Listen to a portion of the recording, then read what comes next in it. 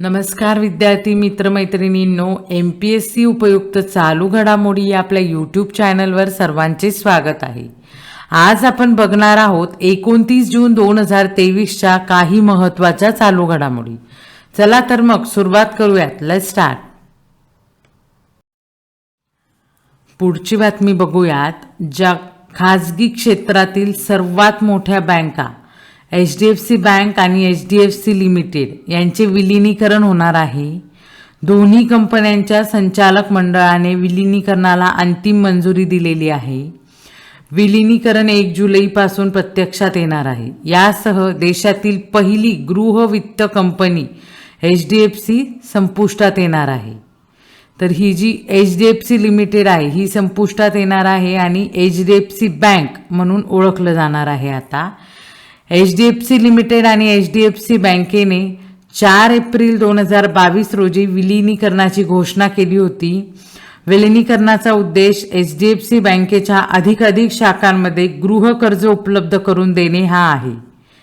HDFC limited आणि HDFC बँकेच्या विलीनीकरणाअंतर्गत गुंतवणूकदारांना HDFC लिमिटेडच्या 25 समभागांसाठी HDFC बँकेचे 42 शेअर्स दिले जाणार आहे.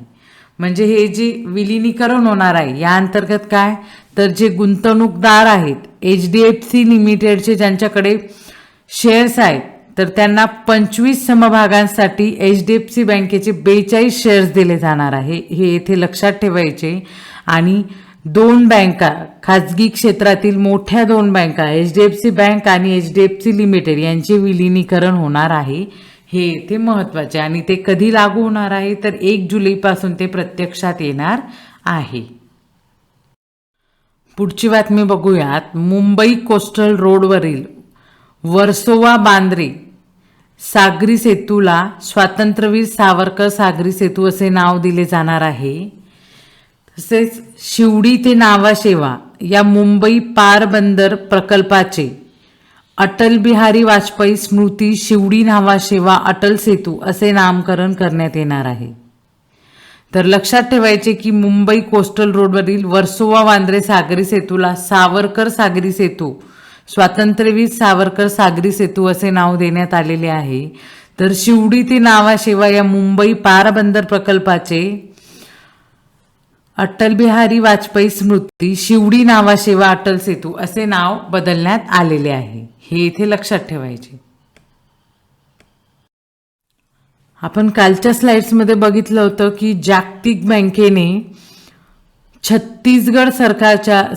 छत्तीसगडमधील सरकारी शाळांच्या सुधारणेसाठी 300 दशलक्ष कर्ज मंजूर केले. आता त्याचप्रमाणे जागतिक बँकेच्या कार्यकारी संचालक मंडळाने हिमाचल प्रदेश सरकारला ऊर्जा क्षेत्रातील सुधारणा सुलभ करण्यासाठी आणि राज्याच्या वीज निर्मितीमध्ये अक्षय ऊर्जेचा वाटा वाढविण्यासाठी 200 दशलक्ष कर्ज मंजूर केले आहे. तर लक्षात ठेवायचे की जागतिक बँकेने ऊर्जा क्षेत्रातील सुधारणा सुलभ करण्यासाठी आणि वीज निर्मितीमध्ये अक्षय ऊर्जा वापरण्यासाठी किंवा त्याचा वाटा वाढवण्यासाठी कुठल्या राज्य सरकारला कर्ज मंजूर केले आहे तर ते हिमाचल प्रदेश सरकारला हे कर्ज मंजूर करण्यात आलेले आहे.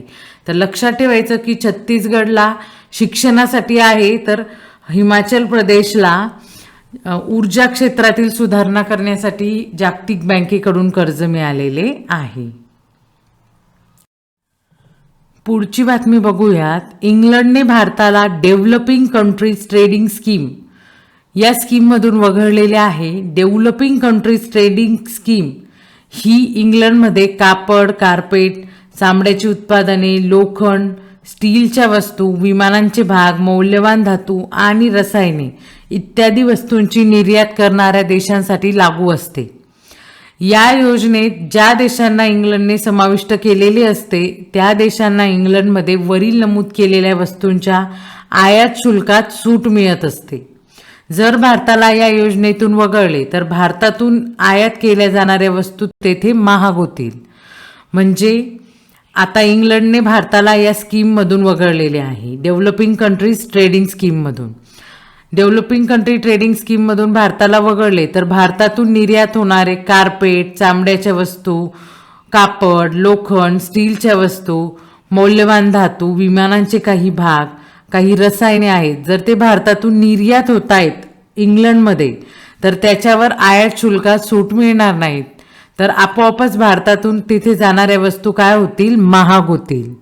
तर लक्षात ठेवायचं की डेव्हलपिंग कंट्री ट्रेडिंग स्कीम कुठल्या देशाचा आहे, तर ते इंग्लंडचं आहे आणि त्याने भारताला त्यातून वगळलेलं आहे. हे इथे लक्षात ठेवायचं. पुढची बातमी बघूयात. संयुक्त राष्ट्राच्या सशस्त्र संघर्षाचा बालकावर होणारा परिणाम, impact of arm conflict on children. या अहवालात भारत हा पाकिस्तान आणि नायजेरियासोबत 2010 पासून होता. ही एका प्रकारची यादी असते. या यादीत दिलेलं असतं की कुठल्या देशांच्या सशस्त्र संघर्षामुळे बालकांवर सर्वाधिक परिणाम झालेला आहे. तर या यादीत भारत नायजेरिया आणि पाकिस्तान सोबत 2010 पासून होता. आता प्रथमच जून 2023 पासून भारताला या यादीतून वगळण्यात आलेले आहे. सशस्त्र संघर्षामुळे बाधित मुलांचे संरक्षण बळकट करण्यासाठी, जागरूकता वाढवण्यासाठी, युद्धामुळे बाधित झालेल्या मुलांच्या दुर्दशेबद्दल माहिती संग्रहित करण्यासाठी आणि पालकांना त्यांच्या पाल्याच्या उज्ज्वल भविष्यासाठी प्रेरित करण्यासाठी 1996 पासून हा उपक्रम सुरू करण्यात आलेला आहे. तर लक्षात ठेवायचं की हा उपक्रम म्हणजेच ही जी यादी, हा अहवाल कुणामार्फत दिला जातो, तर तो संयुक्त राष्ट्रामार्फत दिला जातो, युनायटेड नेशन मार्फत दिला जातो. आणि प्रथमच 2010 नंतर प्रथमच भारत या यादीतून बाहेर आलेला आहे. जून 2023 मध्ये भारत बाहेर आलेला आहे. 2010 पासून भारत या यादीत पाकिस्तान आणि नायजेरिया सोबत होता. हे ते महत्वाचे. पुढची बातमी बघूयात. बिपरजॉय चक्रीवादळ गुजरात येथे धडकले होते. आता हे जे बिपरजॉय चक्रीवादळ आहे हे एक्स्ट्रीमली सिव्हिअर प्रकारचे होते. गेल्या 50 वर्षाच्या चक्रीवादळाच्या इतिहास बिपरजॉय हे चक्रीवादळ सर्वात जास्त काळ टिकणारे दुसऱ्या क्रमांकाचे वादळ आहे. म्हणून हे महत्त्वाचे आहे आणि चर्चेत आहे. तसंच चक्रीवादळांवर बऱ्याच वेळा प्रश्न आलेला आहे. बिपरजॉय चक्रीवादळ 13 दिवस 3 तासापर्यंत टिकले आहे. तर जे पहिले होते म्हणजे सर्वाधिक काळ टिकणारे चक्रीवादळ 8 नोव्हेंबर 1977 साली आलेले चक्रीवादळ 14 दिवस 6 तास टिकले होते. आता चक्रीवादळाला कशा प्रकारे नाव दिले जातात हे आपण बघितलेलं आहे मागच्या स्लाइड्समध्येच. तर हे जे बिपरजॉय चक्रीवादळ आहे याला बांगलादेशने नाव दिलेले आहे आणि हे बंगाली लँग्वेजमध्ये बिपरजॉयचा अर्थ होतो कॅलमायटी. तर लक्षात ठेवायचं की बिपरजॉय चक्रीवादळ हे सर्वात जास्त काळ टिकणारे दुसऱ्या क्रमांकाचे चक्रीवादळ आहे. ते 13 दिवस 3 तासापर्यंत टिकलेले आहे आणि ह्या बिपरजॉय चक्रीवादळाला नाव बांगलादेशने दिलेले आहे आणि हे एक्स्ट्रीमली सिव्हिअर प्रकारचे चक्रीवादळ होते. हे इथे महत्त्वाचे आहे. पुढची बातमी बघूयात. देहरादून येथे झालेल्या 18व्या राष्ट्रीय ॲथलेटिक्स अजिंक्यपद स्पर्धेत रमाबाई यांनी 3 सुवर्ण पदक जिंकले आहेत. तर या रमाबाई कोण आहेत बघूयात. कदमा जिल्हा चरखी दादरी हरियाणा येथील रहिवासी असलेल्या रमाबाई या 106 वर्षाच्या धावपटू आहेत. आता या 106 वर्षाच्या धावपटू आहेत आणि त्यांनी राष्ट्रीय ॲथलेटिक्स अजिंक्यपद स्पर्धेत 3 सुवर्ण पदक जिंकलेले आहेत. त्यांना उडनपरी दादी असे देखील म्हणतात. तर लक्षात ठेवायचे की रमाबाई यांना उडनपरी दादी असे म्हणतात आणि त्या हरियाणाच्या रहिवासी आहेत. हे इथे महत्त्वाचे. पुढची बातमी बघूयात. भारताची खनिज क्षेत्रातील आत्मनिर्भरता सुनिश्चित करण्यासाठी आणि पुरवठा साखळीतील असुरक्षितता दूर करण्यासाठी देशाच्या आर्थिक विकासासाठी आणि राष्ट्रीय सुरक्षेसाठी आवश्यक असणारी 30 गंभीर खनिजे खाण मंत्रालयाने ओळखलेली आहे.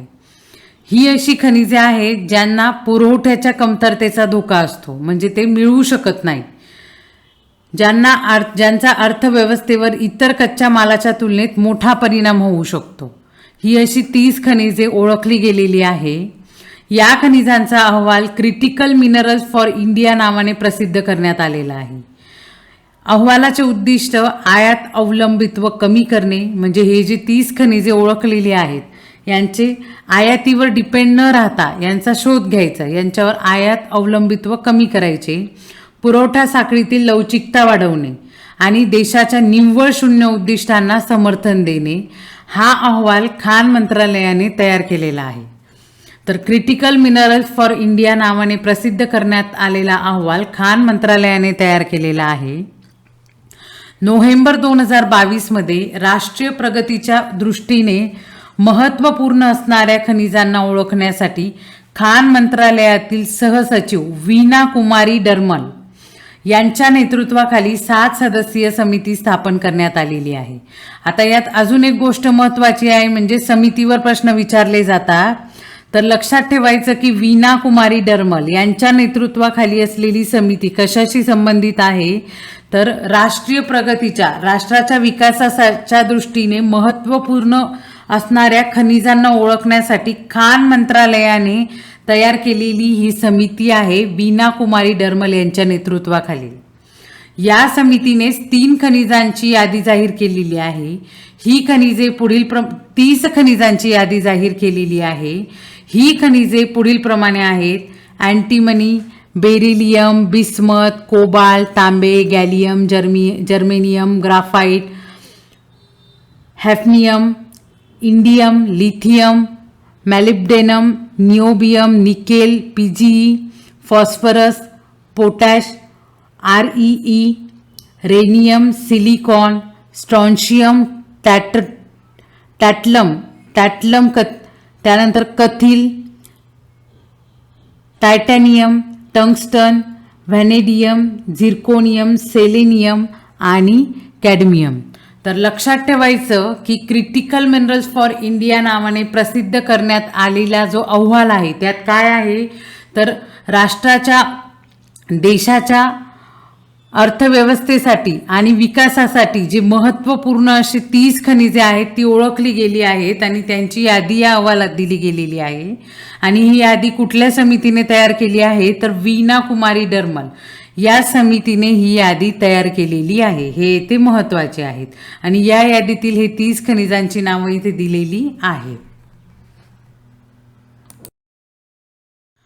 पुढची बातमी बघूयात. 27वी अखिल भारतीय महिला ज्येष्ठ राष्ट्रीय फुटबॉल अजिंक्यपद स्पर्धा.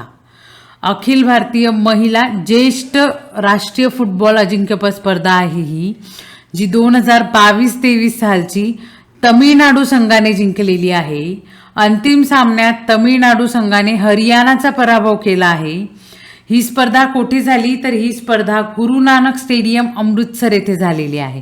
तर लक्षात ठेवायचं की 27वी अखिल भारतीय महिला ज्येष्ठ राष्ट्रीय फुटबॉल स्पर्धा कुणी जिंकलेली आहे, तर ती तमिळनाडू संघाने ही स्पर्धा जिंकलेली आहे हरियाणाचा पराभव करून. पुढची बातमी बघूयात. इंग्लंडने जेन मॅरिएट यांची पाकिस्तान येथे उच्चायुक्त म्हणून नियुक्ती केलेली आहे. इंग्लंडने प्रथमच पाकिस्तान येथे एका महिलेची उच्चायुक्त म्हणून नियुक्ती केली आहेत आणि त्या महिला कोण आहेत, तर त्या जेन मॅरिएट या महिला आहेत ज्यांची पाकिस्तानमध्ये इंग्लंडच्या उच्चायुक्त म्हणून नियुक्ती करण्यात आलेली आहे. तर मित्रांनो, ह्या होत्या आजच्या काही महत्त्वाच्या चालू घडामोडी. व्हिडिओ आवडल्यास प्लीज लाईक करा, शेअर करा, सबस्क्राईब करा. थँक्यू.